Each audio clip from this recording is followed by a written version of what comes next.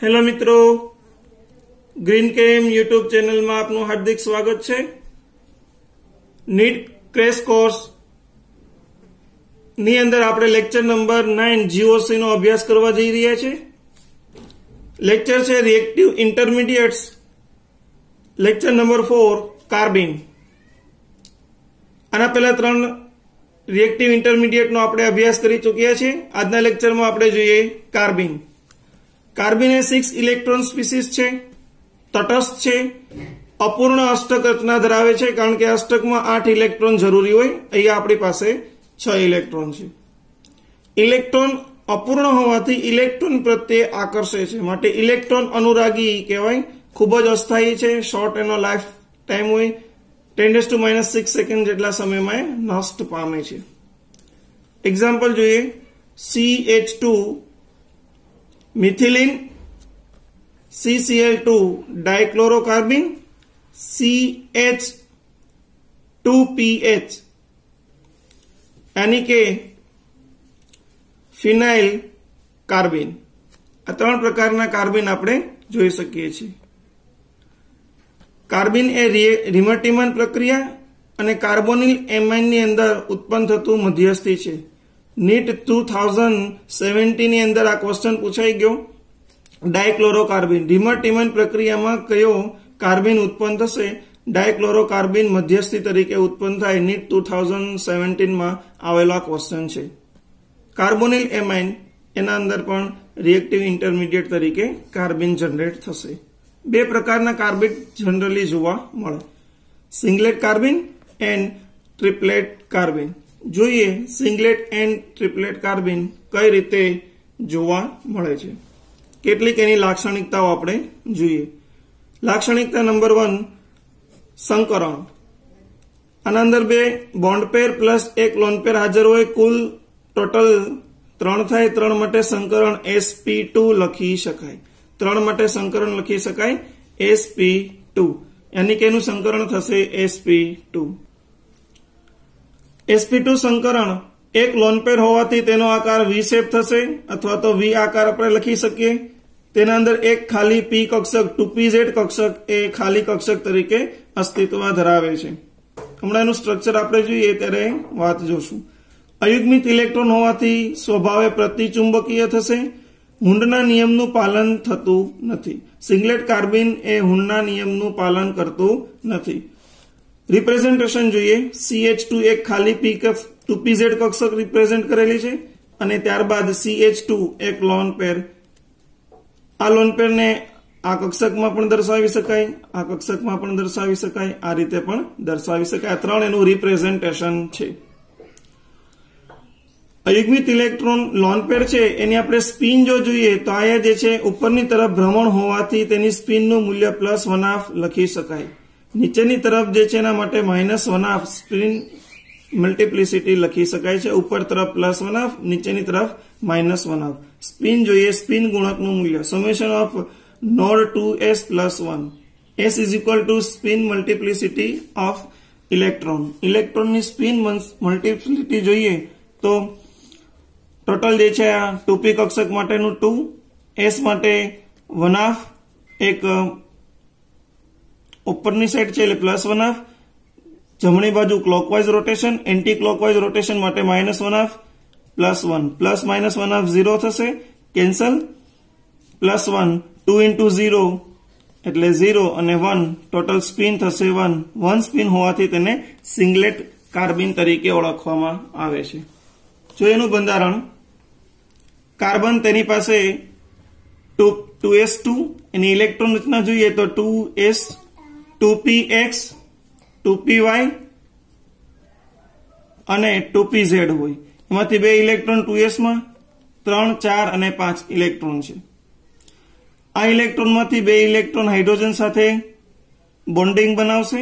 2 hydrogen સાથે bonding બનાવે 2 lone pair સ્વરૂપ, એટલે 2s 2px નો એક હાઇડ્રોજન સાથે બોન્ડ બનાવ્યો, 2py નો હાઇડ્રોજન સાથે બોન્ડ બનાવ્યો અને 2pz જે છે વેકેન્ટ ઓર્બિટલ બાકી છે। સિમ્પલી એને જોઈએ तो हाइड्रोजन कार्बन हाइड्रोजन ए 2 बंध અને એક લોન પેર 2s કક્ષકનો અને ખાલી 2pz અવેલેબલ છે। બોન્ડ બોન્ડ છે એનો એંગલ 103 બોન્ડ એંગલ થાય 103 ડિગ્રી વી શેપ. સેકન્ડ કાર્બિન છે આપણી પાસે ટ્રિપ્લેટ કાર્બિન.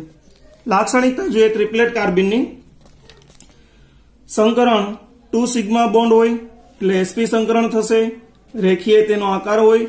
અયુગ્મિત ઇલેક્ટ્રોન હાજર છે માટે અનુચુંબકીય સ્વભાવ ધરાવશે. હુન્ડના નિયમનું પાલન થશે.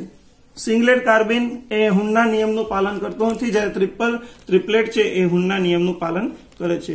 નિદર્શન CH2 માં બંને એક એક કક્ષકની અંદર ખાલી ઇલેક્ટ્રોન છે એને આપણે આ રીતે દર્શાવી શકીએ છીએ, અલગ અલગ સ્વરૂપના ઇલેક્ટ્રોન. સ્પિન મલ્ટીપ્લિસિટી જોઈએ. Spin state summation of node 2s plus 1.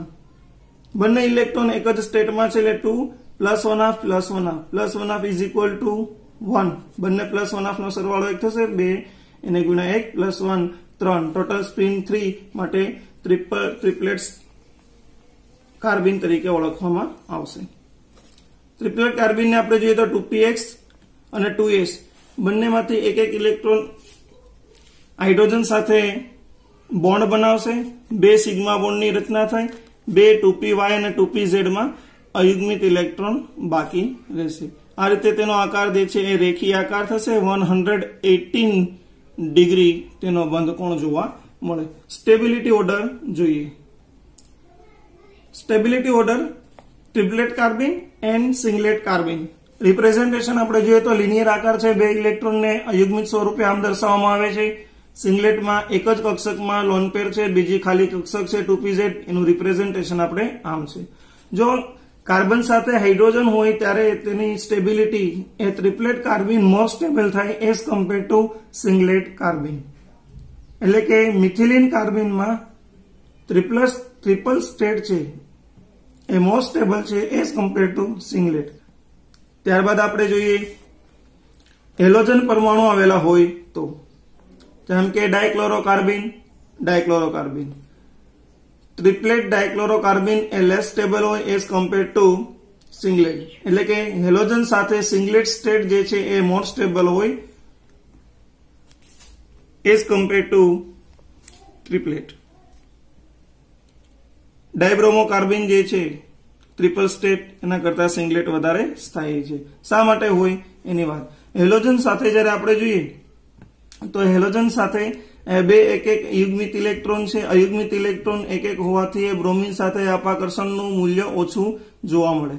અપાકર્ષણ ઓછું જોવા મળે એટલે બોન્ડ એંગલ જે છે ઓછો ડિક્રીઝ થશે. લોન પેર વચ્ચેનું અપાકર્ષણ છે એ ઘટે, બોન્ડ એંગલ જે છે એ વધારે જોવા મળે. એના લીધે આપણને આ જોવા મળે. પરંતુ એવું થશે કે વેકેન્ટ p ઓર્બિટલ નથી, ખાલી કક્ષક નથી. જ્યારે સિંગલેટ કાર્બિનની અંદર જોવામાં આવે તો એક ખાલી p કક્ષક છે. આ ખાલી p કક્ષકને હેલોજન પાસે રહેલો લોન પેર એ પોતાના ઇલેક્ટ્રોનનું દાન કરશે અને ઇલેક્ટ્રોનના દાનથી એવું બેક બોન્ડિંગ થાય. બેક બોન્ડિંગના લીધે એની સ્થિરતા વધશે. એક નવો આ બંધ બનશે. નવા બંધના લીધે જે છે એની સ્થિરતા વધે એટલે હેલોજન જ્યારે જોડાયેલા હોય ત્યારે હેલોજન પાસે વધારાના અયુગ્મિત ઇલેક્ટ્રોન કાર્બનની ખાલી કક્ષકને ડોનેશન થઈને બેક બોન્ડિંગ દ્વારા એની સ્થિરતામાં વધારો થતો જોવા મળે. બેક બોન્ડિંગનો આપણે ઓર્ડર જોઈએ તો કાર્બન પાસે હંમેશા 2p કક્ષક હોય એન્ડ હેલોજન પાસે ફ્લોરિન હોય તો 2p કક્ષક, ક્લોરિન હોય તો 3p કક્ષક એન્ડ બ્રોમિન હોય તો 4p કક્ષક. જેમ ઉપરથી નીચે તરફ જાવ એમ કક્ષકમાં આવર્તક્રમ વધતો જાય છે, કદ વધતું જાય એટલે 2p વચ્ચેનું બંધ જે છે એ ખૂબ ટૂંકો હોય, આકર્ષણ વધારે હોય એટલે સ્થિરતા વધુ.